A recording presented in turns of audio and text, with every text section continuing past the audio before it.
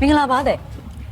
တချက်ဒါလေးစစ်ဖို့မှာလေ9000နဲ့စပင်လုံးလို့ရတယ်ဆိုလို့လေ9000နဲ့ဘာလို့လို့ရတယ် ။9000တော့ချက်တဲ့အမတို့စီမှာကောက်တာဖြောင်းလာရတယ်လေ။အသက်ဘာလို့ချင်လို့လဲ မစပင်ကြီးကလေ6ပြီးတော့ဒါတော်တော်ပြက်စီးနေတယ်ဟုတ် ။ treatment မှာရမှာဘာလို့ဆိုတော့တက်ဆန်သားလုံးဝဝေးမရှိတဲ့အတွက်ကြောင့်ဆန်သားကလည်းနည်းနည်း6နေတာ။ treatment နဲ့ဆိုလို့ရှိရင်တော့အမတို့မှာကကြတော့သူက9000နဲ့မရဘူးရှင့်။အဲ့တော့အမတို့က discount လို့ရှိတယ်။အဲ့တော့အမတို့ treatment နဲ့တခြားကောင်းလေးလုပ်ပေးမယ် ရတယ်တချက်ကောင်းအောင်လုပ်ပြလိုက်တော့ကြာစပင်ကောင်းလာရင်ပြီးရော ။ Okay ဒီလိုပျက်စီးနေပြီဒီလိုမျိုးဆွဲလို့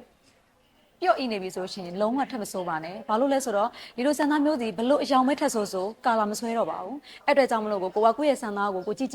ကိုစိုးတော့မဲ့အချိန်မှာဆန်သားကအရင်ပြော့အီနေပြီဆိုဆက်မစိုးနဲ့တော့နော်။ဘာလို့လဲဆိုတော့တဲတို့ထက်ဆိုးလဲကာလာကအရင်ဆွဲမှာမဟုတ်တော့အဲ့အတွက်ဆန်သားကိုမွေးပြီးတော့အပြည့်အောင် treatment လေးယူဆန်သားထိမ့်သိမ့်ပြီးမှကိုလိုချင်တဲ့ကာလာကိုကိုကြိုက်တဲ့ကာလာလေးကိုစိုးပါလို့စိုက်ပြချင်တာ